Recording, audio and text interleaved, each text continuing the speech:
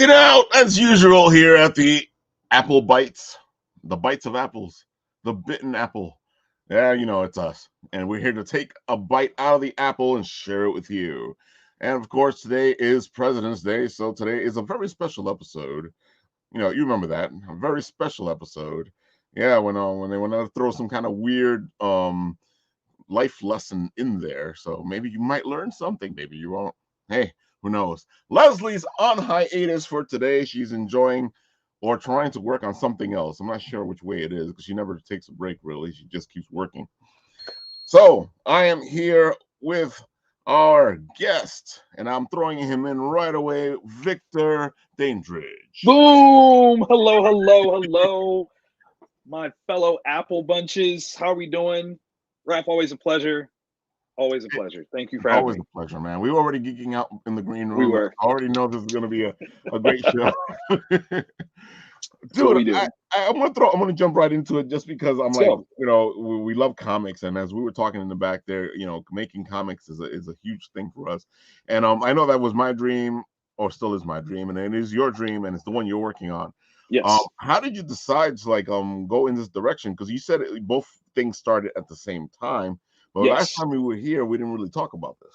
We didn't. We didn't. So, for those that aren't familiar, aren't following me on all the socials, which you should be, we're talking about my Ucre8comics line. And while I start off at imprint Vantage in House Productions to make books, I recognized that there was an outlet for people just like me that wanted to make books and might not know how, or specifically didn't know the educational value of comic books. And that was the big deal for me. As part of my story, as I tell everybody, I was a kid that didn't like to read, and the announcement of Death of Superman comes out. I'm like, I want to read that, and my mom is like, feed it, give him something. He said he wants to read it. Give him that stuff. And it's in that same vein of recognizing like I'm not the only person in this world that probably felt that way. So what can I create as someone who's been there that will help facilitate that idea for not only the students themselves, but their parents and their teachers? And that's what the Ucreate line is all about, is, promoting literature and the benefits of literacy in a medium or through a medium that is accessible and not just assigned. That's the key, finding the place where the kids want to be and giving them something through that helps them out. That's the way to go, and Thank you're you. right. And Thank it's you. funny that you picked that Death of Superman because to me, Death of Superman, I was already reading for a while, but by the Death of Superman, it's such a huge effect on me because, at that point, I was like, they killed Superman, They killed him. They did. It was and real from for that us. point on, it became part of my vernacular to say even Superman died. Come on. Come on. Like that's the thing is it, especially at that age for Yeah, us, it was the death of an icon. You yeah, know, sure there had been, people that have surely passed, family members, whatever, but Superman doesn't die. Superman's forever. Like, what are you talking exactly, about? yeah. Superman can okay, so now I'm interested. I want to know. Like, this is pop culture. This is what? I'm there. So luckily, like I said, my mom was like all about it, and that's kind of how the ripple started. And through the years, what was crazy was I had this idea of wanting to do something in this space. I had done a freelance project with a company. I won't say who they are because they might still be in business. I don't know. I honestly don't know. What they were doing though was they were commissioning amateur, up and coming creators to take a concept from a kid and make like a semi-professional comic for them of the character that they created. And I'm like, that's cool and interesting, but what you're doing is you're circumventing the most important thing, which is to empower the kid to make something. They're putting together a lot of stuff and then they're giving it to someone who, for all intents and purposes, by design, should be well advanced from what this kid can create. Right. And what that does is it creates an imbalance in the kid of, well, I started this idea, but I can't do that. And there's a dismissal of sorts. You are cool enough to create a concept, but you're not cool enough to finish it and see it through. And I'm like, That's the misstep. That's the thing that we're not teaching kids, is that yes, you can do this. And that's literally where the name came from. You create, because it's about you doing it, not me doing it. You know, yes, I can, but I want to show you can too. And that's the most important part, because as our motto, kids who create comics read comics, and kids who read comics can read anything. And as that focal point, I need to make sure that this next generation of kids feel empowered to create stuff, whatever that might be. They just got to know that they can do it. And I completely agree with you. Like we were talking about in the green room, you know, the thing that got me with comics was these words that I would come out of, like reading Fantastic Four as a kid was something huge, because you know you'd be like thermonuclear or electron, or you'd be like, what am I reading? But What does this word you know, it mean? was put in the comic books in such a way where you knew what you were reading, you knew what the story was, you knew that this technology had to do with something, and along the way you learned stuff. Absolutely, without question. And I think that's part of the thing, right? You become the characters and their adventures, like they belong to you. You associate, and therefore you learn. Again, if this is a process, and I really felt this way about this company, was if they're shipping off this process, then the kids never learn because they don't get to see it. It's, you know, the end result. And I know a lot of creatives that aren't interested in the work, they just want to see the end result. And it's because no one took them through that process. And again, this is all part of that thing where I'm showing kids, you know, firsthand, making comics isn't easy. Like, it is easy, but it's not easy. It takes work. You got to want to do this. And, you know, you might be like, oh, well, I can just draw a couple things. And then you get into it and you're like, I got to draw this thing over and over and over again from this direction, that direction. And I'm like, yeah, because that's the work of That's the telling comic. stories through Yeah. comics. That's And exactly that's the comic. right. And that's the benefit, you know, from just one level of this whole project. And to start it, this is how I started. I had this paper workbook called the Character Crafter, and what it was about was creating your own character from start to finish. Like, you talk about the verbiage piece. So the first character that I created is this guy called the Raconteur, right? Hold on, And I'll he's put you this up. cosmic, yeah, he's this cosmic level, you Ooh. know, guy, kind of Galactus-esque, if you Mhm. will. And he does this whole monologue. And the thing that I love about this is, part of my presentation when I do this monologue, right? But I do it without reading it. Like, I've memorized this whole thing. And there's nothing cooler than kids looking at a series of words and believing there's no possible way for someone to have memorized this. It's Right. too much. And to show them again through process, I guarantee you there's probably as many words in your favorite song that you can recite right now as there are in this. Exactly. All you have to do is just, you know, get into it. And through some of these words, I do vocabulary tests. I challenge people, like, you know, companion. That's one of the words in here. What's a companion? And that's one of those terms that people understand, but very few people know the actual definition of it. That's very true. Yeah. It's a beautiful thing though to see that growth happen in person, because you have this understanding, oh, it's a person that goes with you, or, you know, it's a friend, it's a family member, blah blah blah. And when I tell you it's two or more things that go together, doesn't matter what it is, doesn't have to be alive, you know, it's just two or more things that go together, the understanding just blossoms, and it's amazing. You know, we get into other languages. The raconteur himself, his name is French based, which I get into, is like, you can tell from the EUR suffix. Then I'm asking people, does anybody here speak French? Est-ce que tu parles français? And some people like, ooh, you know, un petit or whatever. Like, I'm opening doors through dialogue, much in Which the is same way as what you were talking about, man. which is funny too, because that's another thing that would happen in comics. Sometimes some people would go very realistic with what's going on, and they would actually put the Spanish text or the Russian text or whatever text and they would have the character talk that way, you know, Yes, and you'd be like, "Whoa, what's this?" I'm learning this word, dude. Yes, It's, come on. That's one of the best parts of the X-Men books. You know, I learned bits of German from Nightcrawler, Russian from Colossus. Like, there's so many things that you actually will like just absorb, right. and it's just through the process of being exposed to comics. And I know a lot of people they're so funny about comics and how, you know, keep politics out of their comic. Come And I'm on. like, which comics did you read? Because you know my whole view of racism is from the mutant perspective. You know, I was introduced to racism more through the mutant perspective than it was through what I was watching or the history. Especially at that age, because you know they would touch upon these topics, but it was more of a light thing. Or I would see something in person, and I would be suffering through something because of who or what I was. But that was a whole different experience. I think it wasn't until I saw how the mutants were treated in the comics until I really got the grasp of what racism was. Man, that's a powerful, powerful thing. I think what makes it even more powerful is the unfortunate truth that there are people that would practice racist things, would read the X-Men and associate themselves with the X-Men. Yeah. We'll be like, oh man, these are the good guys, but then not recognize you're doing the things that are indicative of the people that are oppressing them. Like clear dissonance. But then again, for those people that are minorities that have felt that oppression, we're looking at it and we go, there's hope.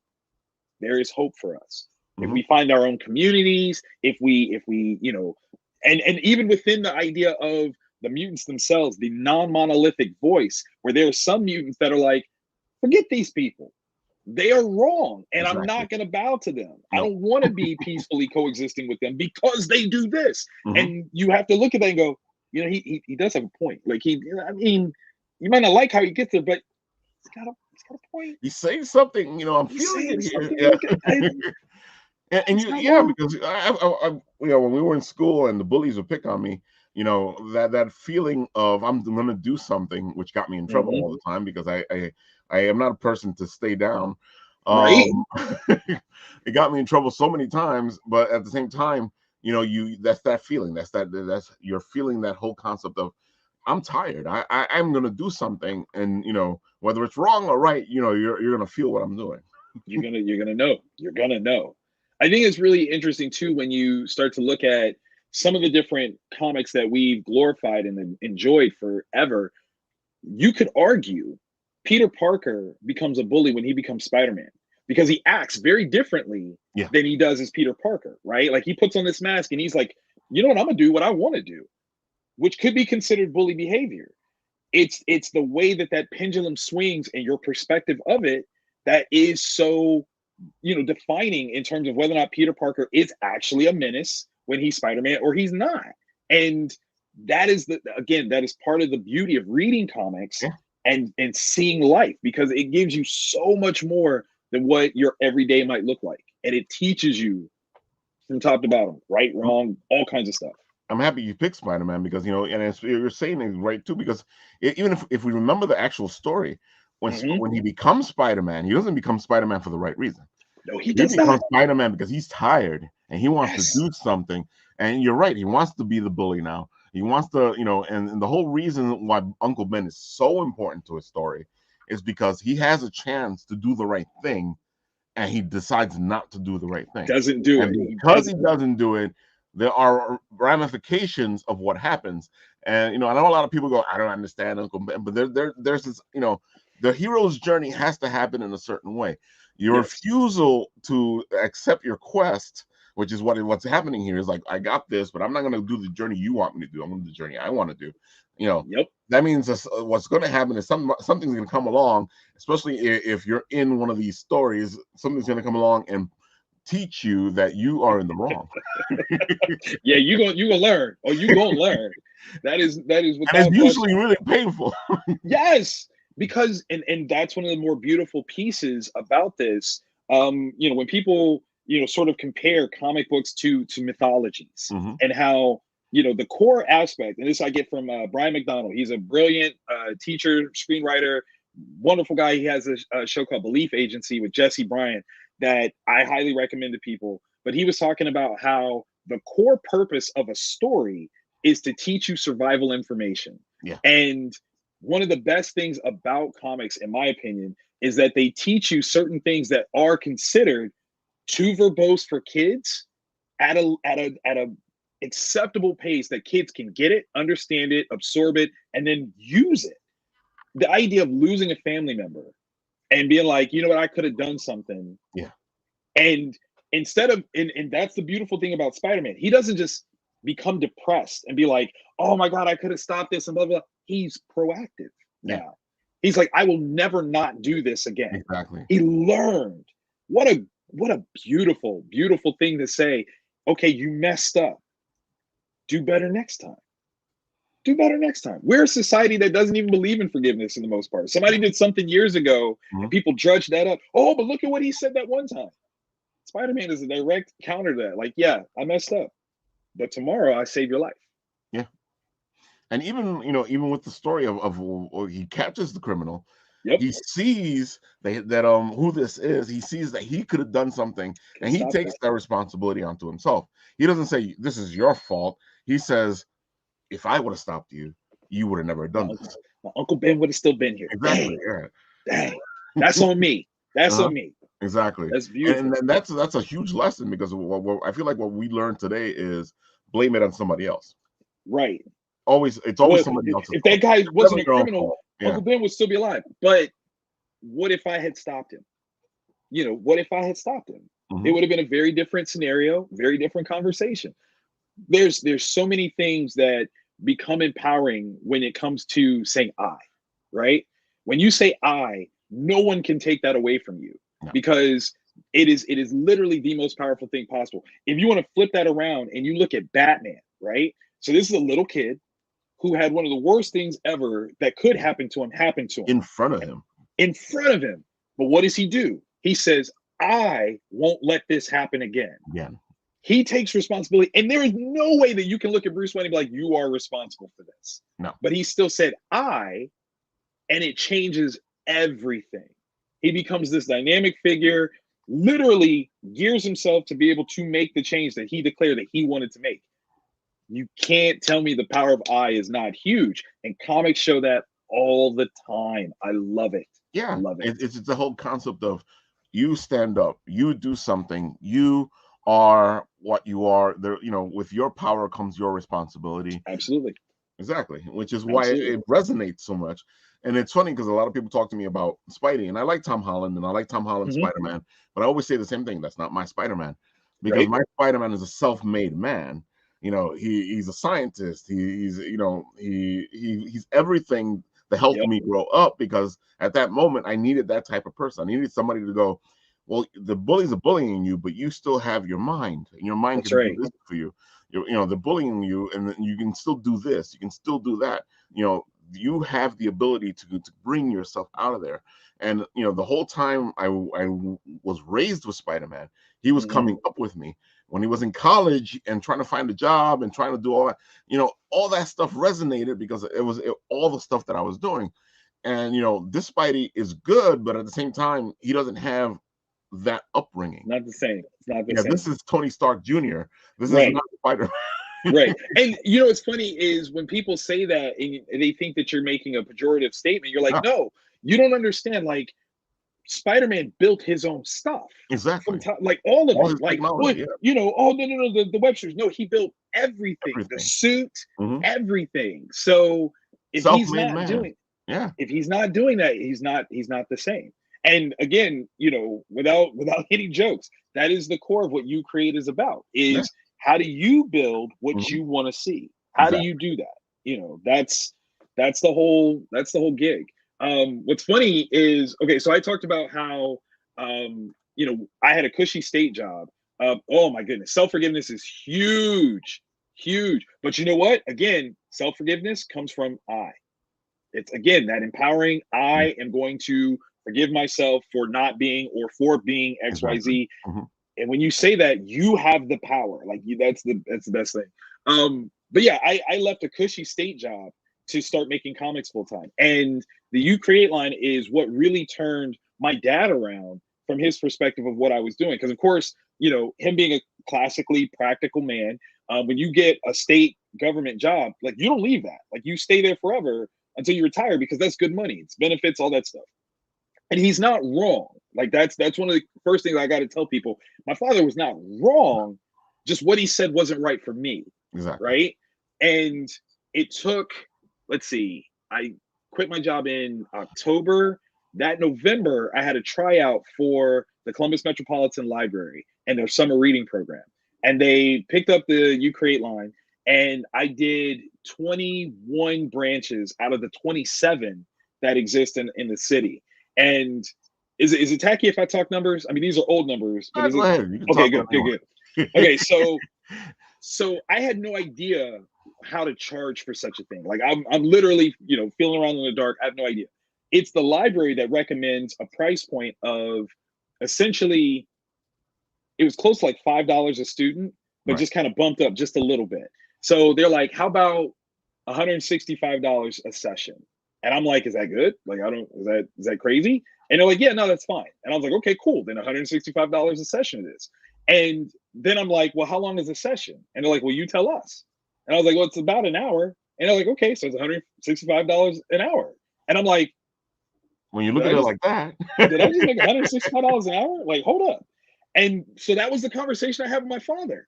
And he's like, so wait, you make how much money now? And I was like, $165 an hour. And he's like, but at the state, you had barely crossed $20 an hour. I have nothing to say now. I have nothing to say. You've more than, like I have nothing to say. Like you figured something out. And it's been the conversation between us for the last decade that what I've not figured out is how to truly crack the code to get the most out of the Ucre8 line. It right. is just me. So when it comes to doing demonstrations, designing, creating this stuff, it's my hand. That's it. I'm not commissioning anybody else to do stuff. It's just me. So there's a limitation, like a physical limitation to what can be done. Right. But he's like, the day that you figure this out, this is a multi-million-dollar project. And he's like, I can't wait for that day. Like I know it's coming. And again, for the guy that was like, practicality matters. You got a good job. You don't leave this. You have a family, blah, blah, blah. When he's getting giddy looking at the opportunity of what I've created, he's like, when you figure out how to just disseminate this to enough people, everything's going to be different. Like everything's going to be different. And the more I've done it, the more fun I've had with it. And the more I think he's right. Like I love the books that I've written, but honestly, I think the thing that's going to make my mark in the industry like significant is going to be this, because there's going to be more kids, whether I see it or not, that find this and go, I can make books. Yeah. I can create this. I can draw that. I know how to write this. And there's nothing better than that. Like I could win an Eisner, wouldn't matter to know that I made somebody want to do this. That's the thing. And it's funny because it's like we were talking about in the green room. The door seems to be shut to kids right now when it comes to comics. Right. First the price range is like crazy because I can't see a kid shelling out $5 for a comic book. Just can't. And at the same time, there doesn't seem to be like an entry unless one, you're willing to shell out the money. Two, you're gonna have to find a book that you can actually read. Right. Three, I feel like the door's been closed to the next generation, and I'm like, you're shooting your foot because I understand you're catering to our generation and the generation that came after, but what happens when we're gone? Right. Or how do we entice the generations to come? Like you got to find this thing, and we're seeing it like with the MCU movies. Millions of people are going to go see those, but then it's not translating into sales in comic shops. No. So there's some sort of disconnect. What is it? And that's literally part of my framework as a businessman.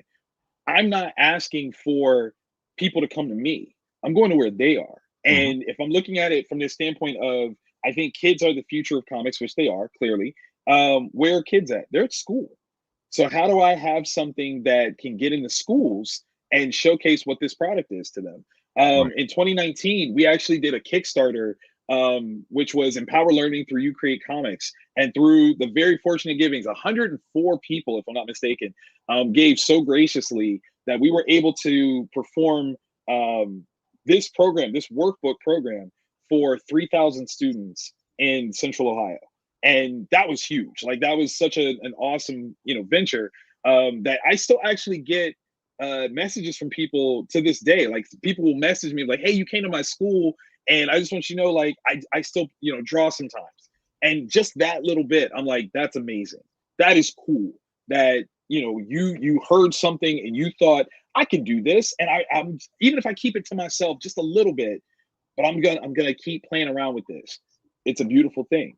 And that's the goal. Go where the kids are. Exactly. You know? That's the whole thing. You want to go with the kids. You want to invite them in. These heroes they're heroes. Like I feel like the way they're doing it, they're trying to get them in now is by doing these younger cartoon shows. Like right now they're doing this show called Spidey and His Amazing Friends. Yes. Cute little show, and I can see how they're beginning to get the next generation. But it kind of half the process because you don't have that book version. You want them reading the books. Yes, you do. It's reading is such an incredible thing to the imagination. We from regular books to comic books, it just brings the imagination, and it really helps you grow as a person. Oh, it does. And not only that, if I can wax just a little bit, the thing about reading comics that is so special is that it actually is developing a physical visual communication skill that is unique to comics, right? So when you're watching TV, all you have to do is sit stationarily and it just plays itself for you, right? You aren't actively engaged with the telling of this thing. You can use a remote to stop and start, but if you just press play, it's just going to play as you want it to. And with a comic, which is even more like, it's almost more beneficial in my opinion than reading prose, is with a comic, you can stop and explore a moment and it doesn't take you out of the story. You can look at a panel and look around at all the different things that are happening within this panel, big things, small things, medium level things, and it's teaching you a lot of visual communication, ideas that we read from left to right, top to bottom, visual scales of what, emotions communicate. This person is saying this thing, but their face is doing something else. Are they lying? Are they, telling the truth? Like there's so many different nuanced things that reading images and pictures, with words, all these things graphically communicating to you, that's what it does. And it's so important that we have that skill set, because the thing is, when you build that skill and that muscle, you can communicate in ways that other people can't, right? Hospitals now are using comics to speak to people that speak different languages because the visuals are the same. It doesn't matter what language you speak. If I show you this visual and another, and I'm pointing at you, you're like, okay, well, which one of these am I more like? Oh, I'm like this one. Oh, well, now I have an understanding of what you need that you couldn't tell me, or that you tried to tell me and I couldn't understand. Comics, all of that stuff is right there. You go to IKEA and you want to put together a bookshelf, they're telling you in a comic. They're giving you step-by-step instructions as a comic. When you go to IKEA, you got a nice little panel. It looks great, but it's still a panel. It's still a panel, baby, because comics are universal, man. It's how we're communicating with everybody, and it's beautiful. And it's the way we communicated as cavemen. It was comics. I know. Okay, this is no joke. See, this is why I love you, man. I use that in part of my teaching. One of the first things is this question that I offer, and I literally put it out there to people where I'm like, I'll give you $100 if you can do this. Can you exclusively define a comic? And I tell people, like, you can't do that. Comics are so many things that you can't, like, you can try to like describe the attributes, but you can't exclusively define what a comic is. You'd have to put like a formative, I think on the end of it, a comic strip or a comic book or a web comic. That becomes a little bit more rigid in terms of what it is. But if I just said comic, you couldn't do it. No. And to prove that, I'm like, things from cave paintings to tapestries to hieroglyphics, all of those could be considered comics because they do the thing. They do the thing. That's how beautiful and verbose and wide this whole thing of comics actually can be. It's historic, it's man-made, it's history, it's all the things. Which is another thing, like we were talking about behind the scenes, is it's a beautiful time period to be in now. You don't have to wait to go throw your stuff at the big two and go, I hope they give this to me. I hope this gives. Now you can go, I want to make a comic book. I'm going to make a comic book, and I'm going to make this happen. Yep. All the tools are there. Ucre8comics is a great tool set. I just want to throw that out there. But all the literally, that was why I was trying to segue to. I like that. Well, actually, okay. So here's the fun thing about that too. So with Ucre8comics, one of the things that you kind of mentioned is the barrier of entry of cost. So there are I can't even think of how many actual projects that we have currently available. However, the most expensive thing that we offer as an individual item is our Bristol pads, which is 20 bucks. Everything else on average is $5 It's pretty cheap. because Yeah. we want to make sure that anybody can get these. You know what I mean? Like that's important to us. We also offer wholesale. So like if you buy 30 or more of anything, we give you wholesale pricing. So things that are $5 are $2 to $3. Because again, the more people that have it, the better off you are with it. And that's just the important piece. We are recognizing that we're dealing with paper, which means that there will be some renewability that needs to happen. So Right. we want lower cost Hmm. because if you're dropping, if you spend $5, we give you two of these. Why? Because we want you to create multiple characters. We want you to be able to tell some stories. And take it beyond what this project is. We might sell you this for $5, but if you have, another couple of sheets of paper, you can tell whatever stories you want. Exactly. And you've done the thing. Hmm. And that's what we want is more accessibility to people being creative. That's so important. And it sounds silly, but you got these kids wanting, multi-$100 video game systems or graphic tablets. The tactile piece of drawing something on paper, still classic. Exactly. And, It's you. and many kids, go ahead, show it up there so they can get a better look. Oh yeah, Yeah, it almost reminds me of the blank cover comic. yes, yes. All these different things that, in fact, we do have blank cover comics. We call them Mighty Mags, and they're totally blank. Hold on, let me see if I have one that's in grab space. Let's see. Do. Yes, I do. There we go. So our Mighty Max, totally blank, right? Hmm. There are about 20 pages of blank pages inside. What they have here are guides for panels. Your typical, panel structures that you can do. You can do a 9-panel grid, 4-panel grid, 6-panel grid. They're all set up with guides in here. The thing that I love the most about this, though, is again, education is everything. So we talk about comic theory and what it Ooh, means to tell a story. How do you use this? It's not just a matter of giving you this thing and you're kind of on your own. I want to explain stuff to you. What are the parts of a comic? This space where the image is, it's called a panel. right, Outside of the panel, it's a border, and that kind of defines the space of the panel. And then beyond that, there's a space in between borders that's called the gutter, and this means time has passed. Like teaching how comics work is just as important as to how do you make this.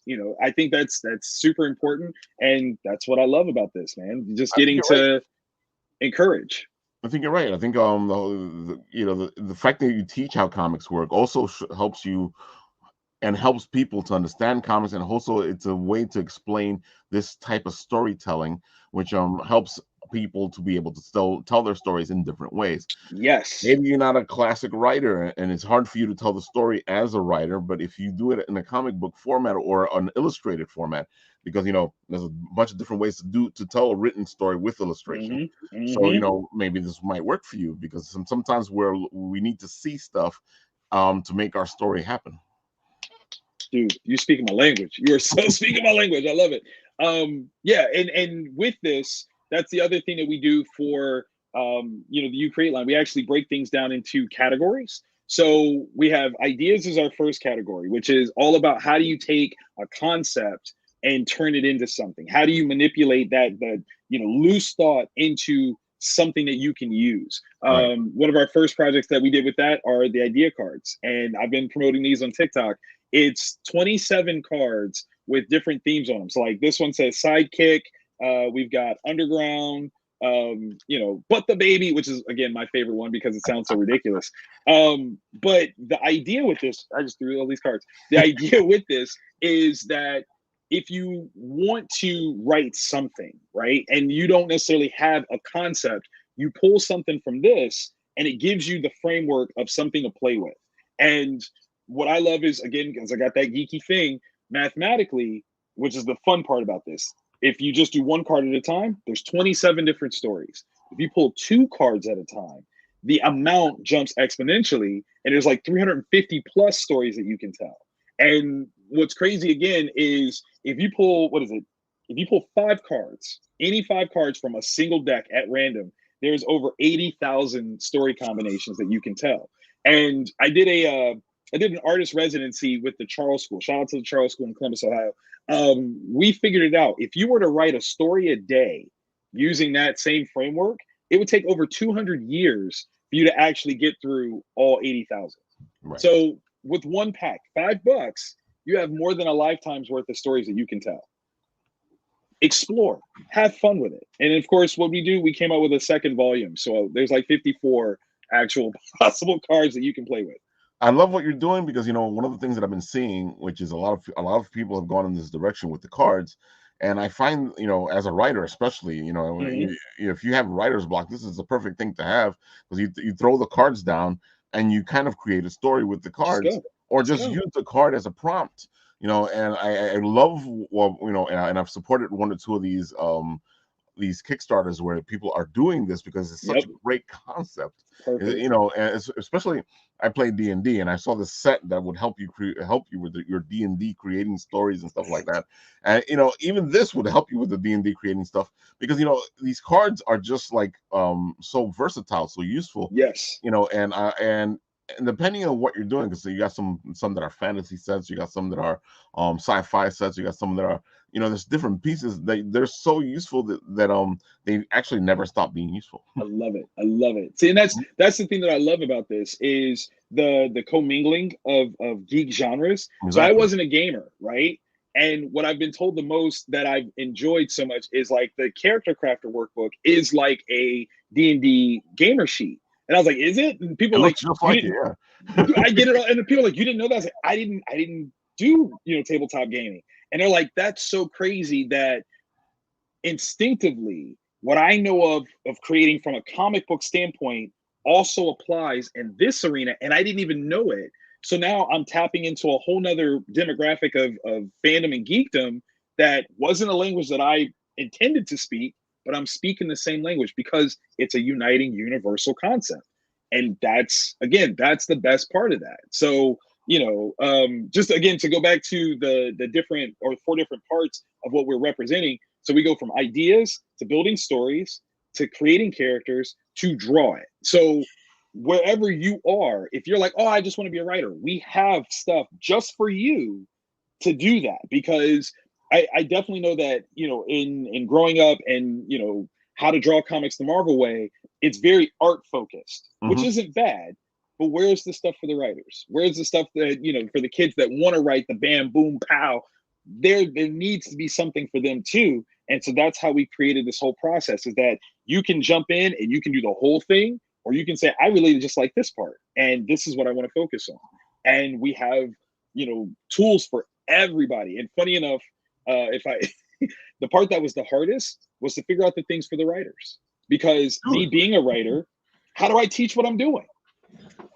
That's part of it. And the other part was, like you were saying, you know, anytime I would tell somebody, okay, I want to create comics, and this has been my whole life, I want to create comics, you would find stuff for artists all the time. This is how to draw. This is how to draw. The Marvel way, which, you know, you just mentioned.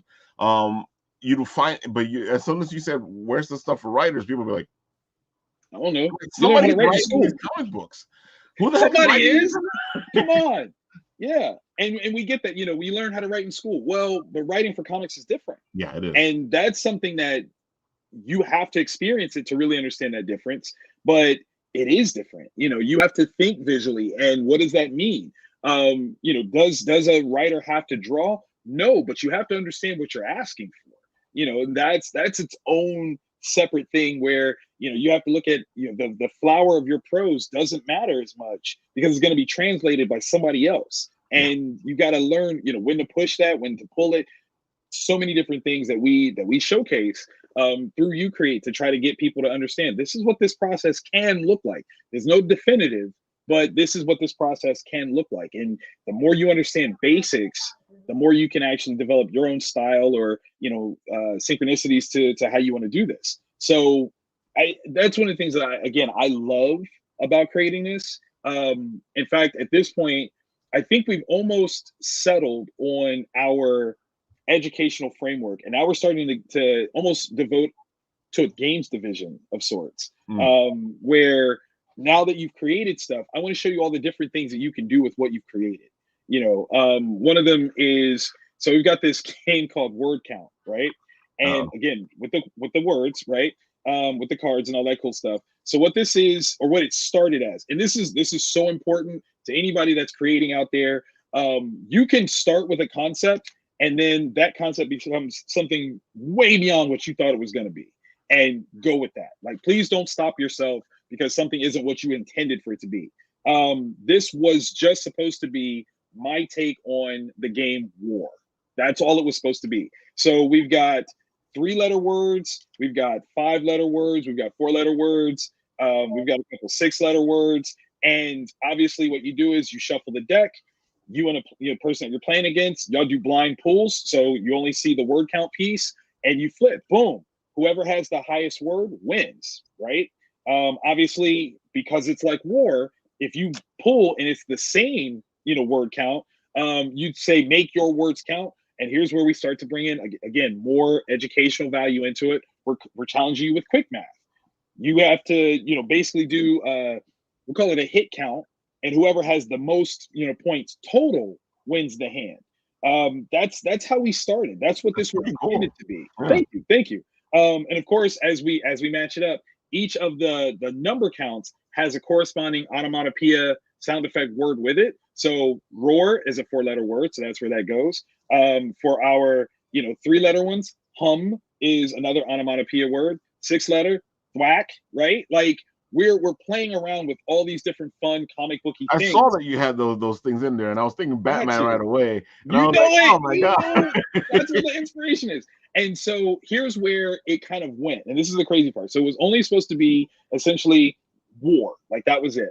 So then I started thinking, like, well, wouldn't it be interesting if we could use this to battle characters that people create? So I've been playing around with this concept called Indeclare War, where you create a character, I create a character, but it's not a matter of, oh, my character is stronger than yours or faster than yours or has this power and yours doesn't. It's all in the cards. So as fun as it can be, you've created this character, boom, okay, we're going to fight now. And then we do blind draws and boom, oh, my character beats you. That's a step back for you. Or, something like that, where we're literally just playing, because that's the thing that we got to get back to. I remember being that little kid, I got my action figures and I'm clashing together. There is no real determiner for who's going to win other than me. Like, I'll find a way that Superman loses to Batman every single time because that's what I want to do. So in that same way, that's what the cards do. They do that for you. We started playing around with that. From there, we created even more games. So now I'm working on no, I'm just gonna, this is exclusive here. Nobody else knows this. Ooh, You're getting you this heard first that, guys. Okay. It's a bite. So as a game pack, one of the things that we're doing with this one is we're taking the word count cards and we're doing a Connect 4 tic-tac-toe hybrid, right? Ooh. So on a 16 by 16 space, you're basically playing tic-tac-toe. So you only get 3 in a row, but you have to determine which part is the top, which one is the bottom, and you have to build up in order to do it. So again, still, got to use the strategy stuff. You got to think critically, try to stop somebody, try to, get your moves, but it's still just using these. You'll take one of the cards because we've got 3 cards that have 10 cards in them, right? So the 3, 4, 5s, which are all color coded. The 3s are more purple, mulberry colored. The 5s are red, and the 4s are green. Mm-hmm. And so that's how you'll know which colors are yours. And you're basically playing tic-tac-toe through a Connect 4 sort of setup. And I played it with my daughter a couple times. We had a ball. And it's just, again, having something like this, you can play around with that. So now you can say, here's our characters and they're fighting, and this is how we'll determine who wins the fight. Bow, bam, this happened. You could tell a story that way. If you win this hand, now your character beats this one in this panel, and it takes it back to that classic Jack Kirby, who did he do? Namor versus Iron Man, where they're battling, and it's a toss-up per panel. Who's winning this fight? Because they're beating the snot out of each other, and it's so cool because they're both heroes. And so you get to give like sort of an even keel to everybody. And that's one of the things that I love. So that's one of the projects that's coming out this year. We're gonna do something big like this. And we're making, you know, a game division out of this. We want you to create characters and then play with them, have fun with them, because that's what we used to do.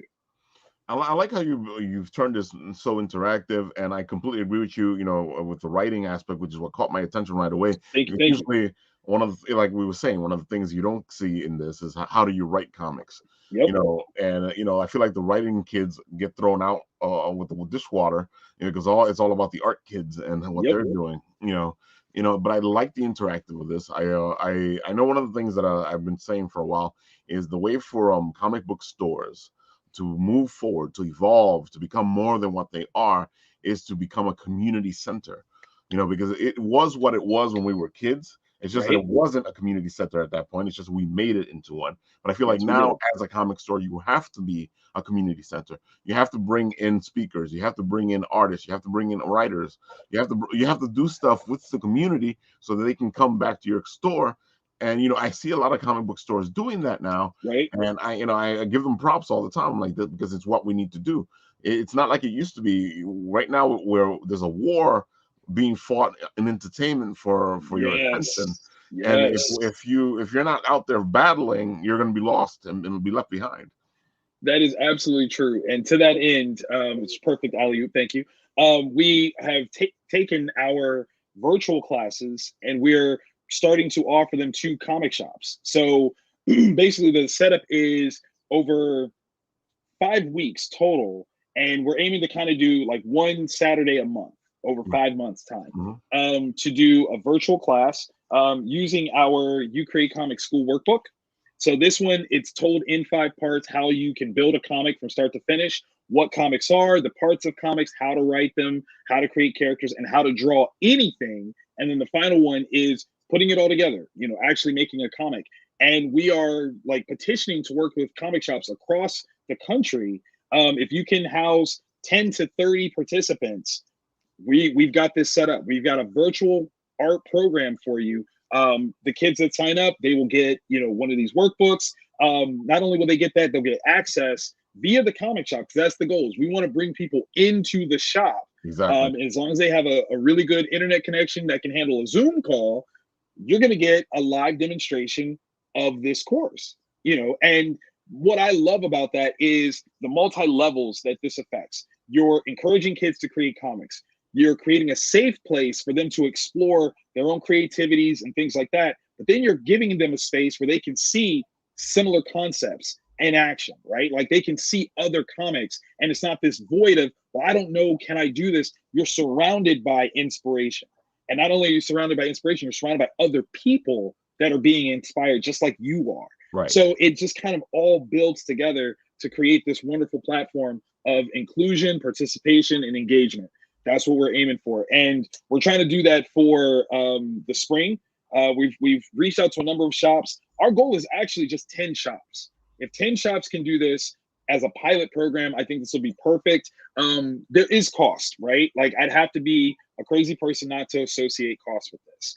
And to some people, it could be considered expensive. We're aiming to figure out ways to work around that for as many people as possible. The general aim that we're going for is $125 per participant.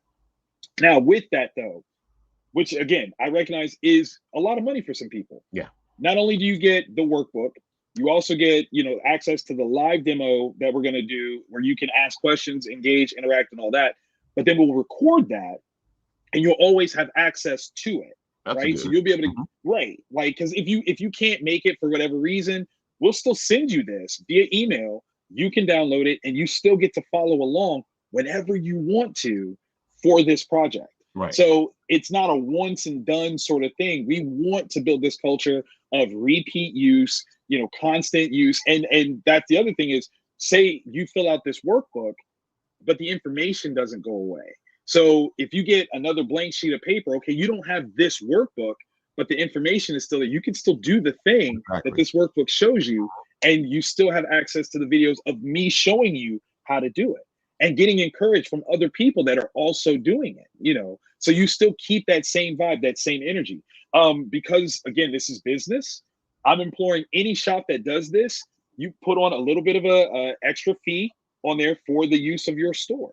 So that way, this is not just a community building thing. It is profitable for shops because we want it to be. Now, we're not trying to, gouge people or anything like that. But we want to make sure that this is understood, that it's a profitable business measure and that this is somewhat of an investment. How shops are charging, I'm wide open to it, because I'm like, hey, if you want to be smart, you charge, X amount, but then you say, but you actually can use this as store credit. It's not necessarily that people are not spending the money, but what they're doing is they're supporting your store all the time, every time, and that becomes the important piece. Store support, community building, and engagement. Everybody wins. Literally, everybody wins. So that's what we're building, and this is a big project that we've got. Like I said, rolling out. I'll have more information probably by mid-month of March. That I'm like, this is what we're doing. This is how we're doing it. These are the stores that have already signed up. This is how many spots we have left. Who's playing with us? Because, like I said, just 10 shops that are interested in basically giving their store up as a maker space for an hour, once a month. And let's see what that does for your store. That's a great idea, and it gets kids into the store as well. You can actually probably like do something else with what's going on. Right? Cross promotion type of thing. Come on, that's a genius move, right? Exactly. So yeah, I would love that. If there are any creators that are interested in jumping in and you want to lead a conversation, hit me up, because again, I am all for spreading the wealth, spreading the word, and just getting kids creating. Like, that's the thing. It's not even about me. How many kids can we get to do this stuff? Because that's how our industry is going to survive and thrive beyond what we're doing right now. It's funny because you this also is open to like putting this in schools. Yes. Because I keep looking at this. This would be a perfect thing to bring into a school, to showcase something, and the kids actually get something out of it at the end of it. So absolutely, I've been doing different projects with schools, libraries, comic conventions over the last 10 years, and one of the things that I love the most about it is the idea of a takeaway. Right, a kid gets to have an experience, and there were times when we had assemblies and they were cool to watch, but we had nothing that we could physically take with us to show our parents what we experienced. For this one, not only do they get something that they can show, but I'm like, yo, this, I actually tell you at the back of this, whatever you create belongs to you. Exactly. You've actually created intellectual property. And what does that mean? It means that you have something that, when you go to the movies and you see Captain America or Batman on the screen, you've created something that one day could be like that if you push. Yep. If you keep creating, if you keep doing stuff, you could see your character on the big screen. And when I tell people, like, what was it? Netflix, I think in 2021 spent $17 billion on new properties. Yep. On acquisitions. I'm like, can you imagine if you just got 1% of that? And they're like, how much is 1%? I was like, that's $170 million. There's nothing to stop you. All you got to do is create something. Yeah. Create a couple things. If you sell a couple different things that you've created, and that's what happens.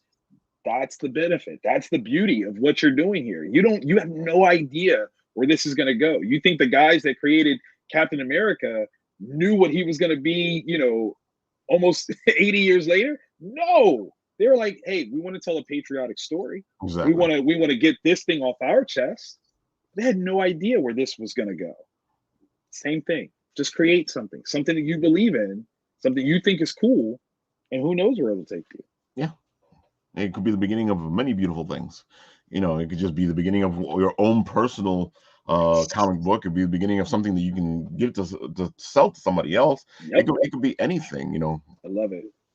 That's what the beauty is of this, of where we are now. Whether you're, especially in the entertainment field, because it's not like it used to be where it was gate kept by a certain entity and you had to get by that entity to get to where you wanted to go. Now, if you want to do your own podcast, you can do it. If you want to do your own web series, you can do it. If you want to do your own movie, you can do it. If you want to do it, it's gotten to the point, of course, it's going to be a lot of hard work and some money to put into it, but we're at that point where we can do what we want to do and create what we want to see. Absolutely. And that's always what it's about. Create the world that you want to live in. If you want to be in a more creative space, start creating stuff. Don't think that you can't. That's never the idea. It's not about what you can't do. What can you do? and explore this. Even if you feel like, well, I don't really do this well, try it anyway, because You never know. your sense of well might change. Your understanding of what it means to do it well might change. So yeah, like explore. Be creative. That's our slogan. Keep creating. No matter what you do, keep creating. If you, oh, I didn't like it, do it anyway. Keep creating.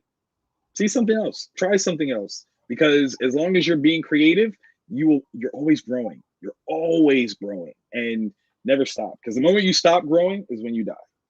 That's it. Creatively, spiritually, philosophically, keep creating, because that's growth all the time. Completely. And I know that people tell you guys all the time, stop playing, but no, keep playing. Play all Please your keep life. playing. Play the whole time that you need to play. Keep Yeah. playing. Dude. One of the things I've been doing to teach writing, on the show especially, is explaining my journey to the writing. Mm-hmm. Dungeons and Dragons has become a huge part of the writer that I am, and that's because it made it easier to understand world creation. It made it easier to understand character creation, because like you were just showing, when you pull the character apart, you start to see who the character is. As you Yep. see who the character is, you start to see a story, because the story of the character can be the story, or it can be another story behind it. And that's what D&D does for you. Is because you're pulling, at first, when you first start, you create your character. So you're Right. learning how to create a character in a story setting, playing somebody else's sandbox. Then you become the dungeon master. You're playing in a bigger sandbox. That's You're right. to play in that sandbox even better. And then you start to create your own sandbox and play with things in your sandbox. And that's writing, the Love storytelling, it. that's the whole thing. And it helped me really to understand that. And I've had to explain certain things to people a couple times, and I take that D&D phrasing and go, here, this is and they go, dude, I never thought about it like that. It's the most beautiful thing, right? And I tell you, so this happened to me, and this is the funniest thing, because again, as writers, we know how to write. What we don't always know is how to teach somebody how to Yeah. write. So I came up with this explanation, and I use it in my school workbook. Let me find the page for it. Okay, so here's the thing. Okay, so we all know that a story is told in three parts: Yeah. beginning, middle, and end, right? But then we're taught in school that there's this thing called the five-part narrative structure. Mm. And I could never kind of like commingle those two concepts. Three parts of a story, five-part narrative structure doesn't make sense to me. I'm working on this book, and then it clicks, right? So where it goes is, if you think of story as a map, right? The land of story is a map. So you've got, three parts. You got beginning, middle, and end. These are like states that are, conjoined together, and they're connected to one another. The five-part narrative structure is the route that you take to get through this land of story. Right. That's visually what it looks like. It's like a map. It's literally like a map. And what you find is, all these three parts, they ask a series of questions. The beginning asks a series of questions, the middle asks a series of questions, and the end asks a series of questions. And wouldn't you know it, that when you look at the five-part narrative structure, they're literally answering the questions that Exactly. those three parts are Mhm. asking. I never thought of it that way. I never, like, it did not dawn on me until I was trying to put this book together. And I'm like, you know what? It kind of, wait, let me, Wait a minute. oh my God, it totally does. And so now I have a process that I'm using at bare minimum to teach people how to tell stories. This is what this is. And then you get to this, I'm like, it's once upon a time kingdom. That's how we're starting, right? Yeah. You're going to keep going into the beginning, and then you're almost at the middle. So you have to cross your bridge of incident, Exactly. and that's when you're getting into your rising action. They're like, that's what that is. And I'm like, yep, that's exactly what that is, and then we're going into this whole thing where what I love is when I get to the idea of the climax. Now, this one, again, it can be a matter of how you were taught, what you think. Mhm. What I think, based on my understanding of stories, was always told that the climax is the highest point of action of a story. And the more that I've read, the more I find that that's not exactly true. It's when your character, your protagonist, is given the choice to either continue doing what they've been doing and try to achieve what they want, or to walk away from it, Right. right? Like, that's the moment that is the Mhm. true climax. And in expressing that in this workbook, what I've given you is this tool set that allows for you to write a story, an entire story, in only 6 sentences. And again, when you're talking about younger minds, younger writers, and you're like, we're going to write a story today. And sometimes their faces gloss over. They're like, oh my God, a story is so hard, I can't do it. I'm like, but we're going to do it in 6 sentences. And they're like, well, I can write 6 sentences. I can do that. That's easy. And then I give you this framework, like your first sentence should do this. These are the things that your first sentence should try to accomplish. And then your second sentence should accomplish this. Whatever your story is, this is what your goal is. Can you do that in a sentence? Oh yeah, I can do that. And I can't tell you how many times I've had kids from 8 years old to 18. And I've never written a story before, but I did today because I understood it in a way I've never understood it before. That praise, again, you couldn't buy that level of joy. No. You just couldn't, because somebody grew and they created something and they enjoyed it. The best. And that's funny because you actually get to when I started doing the Written Writ, which is my show, I was like, okay, this is a journey to become a writer. You read the books, and the books leave you in a certain place. Right. Once the books leave you in that certain place, there's a divide between the writing, what you've been taught, and who you become. Yes. And that divide is what makes you the writer, but nobody can explain that divide. Oh my God, that's so true. So when I started doing my show, I was like, well, let's take the journey together to become better writers. Because I don't know what's in that divide. You don't know what's in that divide, but if together, maybe we might be able to figure this out. Okay, we're gonna figure this out. This is our fellowship of the rings, and we're all gonna go on this journey. And that's what it is. And dude, I'm telling you, it was the craziest thing. Like for a good, we're talking a couple months even of me banging my head against the wall. Like, how do I teach writing? And the people around me are like, but Victor, you write. Like, how do you not know it? I'm like, but that's the thing. Like, there is this undescribable thing that I'm doing, and I got to figure out how I'm going to describe it because I don't know how to do that. And it's beautiful to be about your craft enough to want to have that understanding that you could tell somebody else. And that's the difference between a true crafts person versus just being a writer. You can do the thing and there's nothing wrong with that. But when you can really start to look at it and break it down, that's when you become something really special, something really cool. And you see that in all kinds of stuff. You can see a sports guy that can play the game really well. And they'll score the points or they'll do whatever. But then when they start telling you like, but I got this from this person that could do this thing, and I wanted to be able to do this, that, and the other, that's when you're like, oh, you know what this is. Because they're actually explaining the journey. That one of the big things that got me to over that hump was I saw Joseph Campbell when I was a young kid.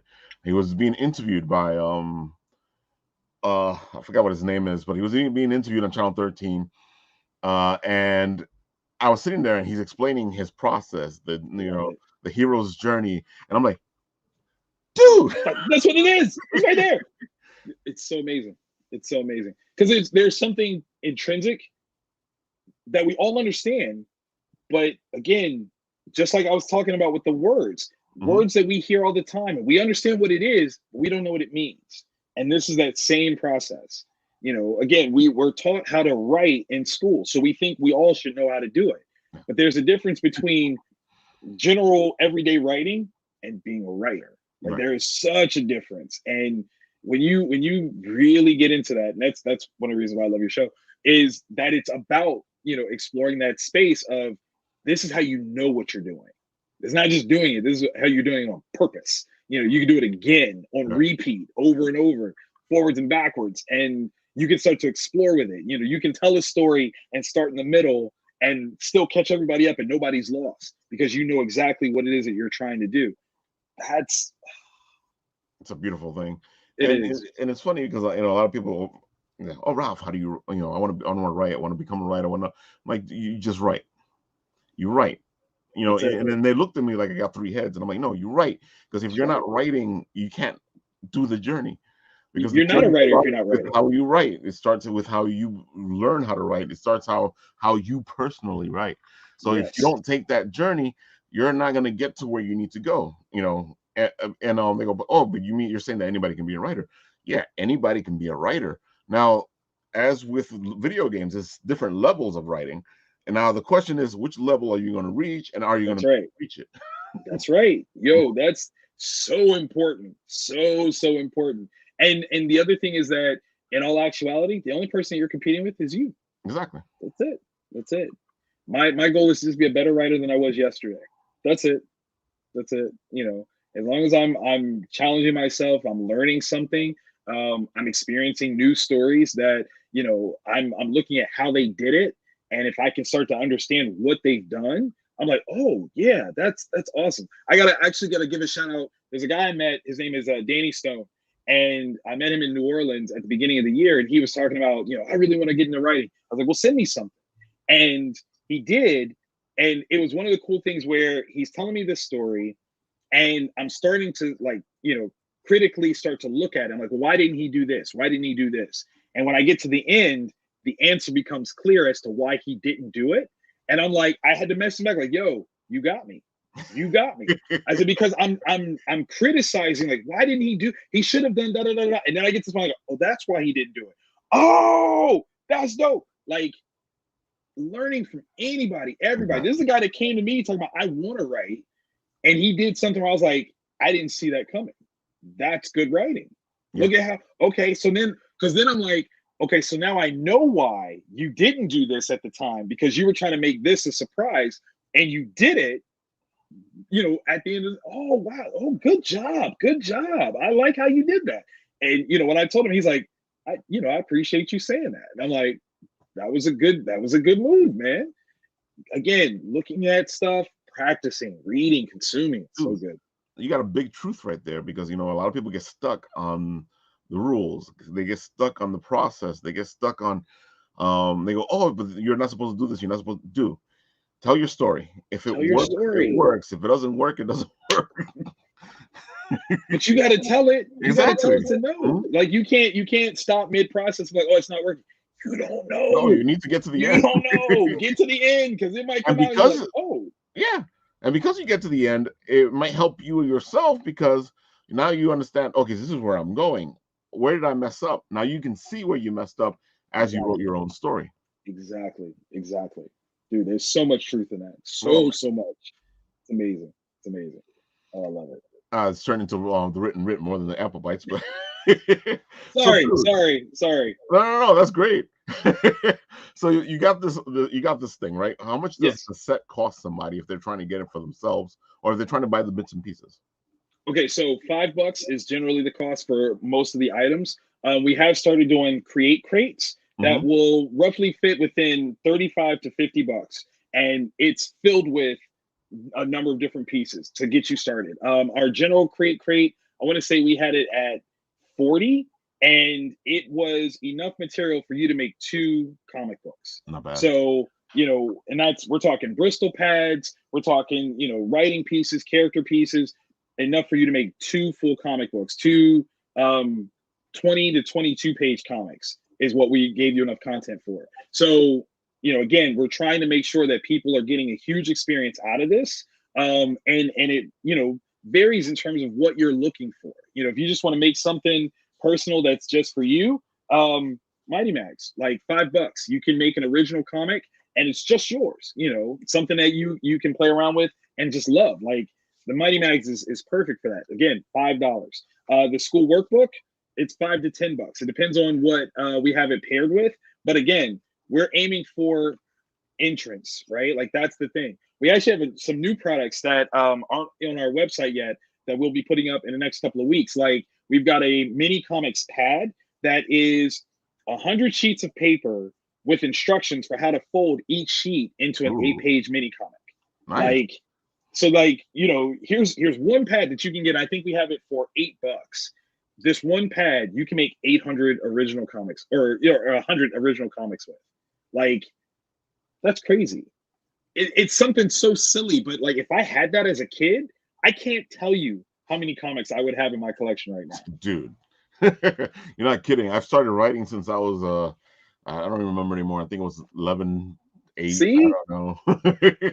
So if I had So that, I probably imagine, yeah. yeah, like you're sitting there like, oh, I'm gonna make a comic. So now you have something tactile, right? You've got to fold, and that's the other thing is for this particular version, it's fold only. We're not cutting anything, because again, I want to make sure like if your mom packs this up on a road trip, you can actually fold up these books in the car, and it's not a big hassle. You're not dealing with anything sharp or dangerous other than a pencil, and you can make an 8-page. We give you two different ways to make an 8 to 4-page book Nice. that you will unfold as you read it. And there you go. Like we want you to create in as many different ways as possible. That's even tiptoeing into the more independent, alternative comics market. That's not, your Marvel and DC stuff that's at a standard size. We're like, just create a story, small one if you want to, that you can put in your pocket and just share with somebody. Create. Literally 8.5 by 11 sheet of paper, folded up story. All right. So they're interested. They want to find you. Where can they find Yes. Go to the Ucre8 website. That's the letter U, CRE, the number 8, comics.com website. And we've got all of our stuff there. If you're a teacher, definitely hit us up because we actually have a free ebook on there about how to bring comics into the classroom. Just as a quick little, sample setup of this is what you can do. If you want to bring comics into the classroom, do this. We have programming up there that we do for schools. We've got our product line.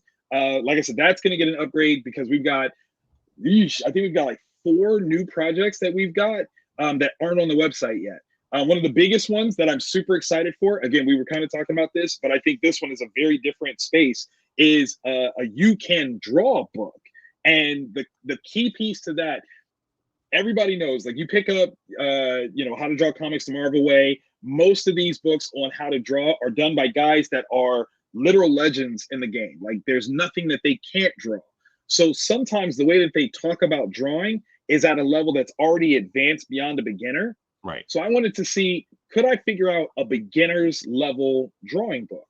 So one of the first things that is in this is no joke, is a calendar. And what you do on this calendar is for 4 days, you're given a type of line to draw, right? And so in your daily box, right? So day 1, the first thing that you do is vertical lines. Your job is to draw 50 vertical lines in that little box. And just start to build your hand muscles up so that by day 4, when you draw a vertical line, you've drawn, this is like your last one is your 200th vertical line that you've drawn. Let's see how it compares to that first one. So you get a visual comparison of how you've grown over just 4 days of executing this type of line and just kind of building up your skill set for it. And we go through, 7 different types of lines, from vertical to horizontal to diagonal. We get into the mathematics. How many different versions or variations of a diagonal line can you do? It's 176, by the way, based on math. Like the degrees, it's 176 different ways that you can draw a diagonal line. We do curved lines, like we do all these different types of lines for you to practice and just to build that muscle memory, that good stuff. So that's coming, and I can't wait for that one because I think there's, again, so many people that, oh, I want to draw, but then the books that they have are actually at an intermediate to advanced level. Yeah. Don't speak to them on a beginner's level, and that's what we want to try to tackle. I feel like that's with everything, even with writing. It's like you want to write, so all of a sudden they're showing you Shakespeare, and you're like, "Whoa, dude, we need Right? like a start level here." Yo, how did dude write the Angry Caterpillar? That's what I want to know. How did he do that? How did Dr. Seuss jump off? I need to know that level before I get to. And you're right, man, because people think like, and to be fair, Dr. Seuss is hard. Oh To my do God. that is difficult. I was about to say But that man was a lyrical genius. he was telling me 45 words. That's all I get. Bet I can do that. You're like, what? But again, you're right. Like people start with something crazy difficult as opposed to, let me show you how to just write a story. Yeah. Simple, small, 6 sentences. Boom. You can do this. Then you can build on it. If you add to this and this, then you're expanding in this thing. And now your story is longer. People don't give you that. believe me, that's exactly what I try to do here, because it's funny, because and then they'll be like, what Ralph, what are you talking about? You're giving us a word, and then you're talking about writing a story. I'm like, yeah, you start You with a can do it. word, You dude. can The do it. word. You You know, can if you do can do it. a story from a word, then you can do a story from anything. Come on. Come on. That's literally it. That's, oh my God. You're speaking the truth, man. I love it. And then, you know, you start saying, well, you got words, you got writer's prompts, you got pictures, you got music, you got everything can inspire you to write. The whole All of question is, it. are you going to take that inspiration and write from it? There you go. And we're here to tell you, you can create it. Yes, you can. Yeah. Just because, like, we're in that regard, we are not special. We're not doing something that you can't do. That's please take that. If you want to do it, do it. Yes, Just do do it. it. Dude, even if you are not a craftsman when it comes to these things, the more you do, the better you become. It's a simple concept. It's true. It's so true. Get your 10,000 hours in, man. Get it. Exactly, man. It's important. It's It's a way important. to become a master, you know. It's true. It's so true. Oh man, so we are at that mark. So let's leave them with your last word, which is going to be. Keep creating all the time. That's a good last word. And I agree with him completely. And that's why we have the written writ, because I want you guys to create. I want you guys to become the writers that you are, the creators you are. You know, that's why the written writ's more about just writing. It's about everything. It's about creation in general. You know, Yes. and that's why I put D&D in there, or Vampire the Masquerade, or comic books, or anime, or because all that stuff is just beautiful geekery and creation. I love it. I love it. Love it. Speaking of that, Andrew, who was in the comments a couple of minutes ago, Mhm. is going to be our guest on Wednesday. And of course, Andrew is a map maker, role play game creator. He's all of Really? that. Yeah. And he's going to start off our 3-week process, because I've reached out to 2 other creating, role playing creating organizations who have, one, a superhero RPG type of thing, and then 2, a beginners D&D type of thing, for, you know, so that we can start at a level if you haven't been able to start before, or if you want to have kids start playing with you. I love it. I love it. You know, You and said it's starting that's on coming in the Wednesday? next 3 weeks of the written writ, which is on Wednesdays at 11:30 p.m. Oh, I'm on it. I'm on it. I'm on it. Yep. I'm watching that. And Gonna of be a part course, of you that have Wednesday. Apple Bites every week, and next week I think we have the singer Soda. I might be off by a week, but I think that's who's coming next week. And That's awesome though. That's of course, awesome. as I love it. usual, you got Leslie and me and whoever wants to come on and hang out with us and geek out, because, you know, the important thing here, and the reason why we love doing this, is because I want to make it feel like you're at a convention, at a table, having that conversation. And believe me, folks, if you've never been to a convention and had the conversations they have at the tables, it's a beautiful thing. Oh, it is. Oh, it so is. With that, my friends, I will go over here to the button. I don't do what I usually do, which is talk you guys out of here, because we have this.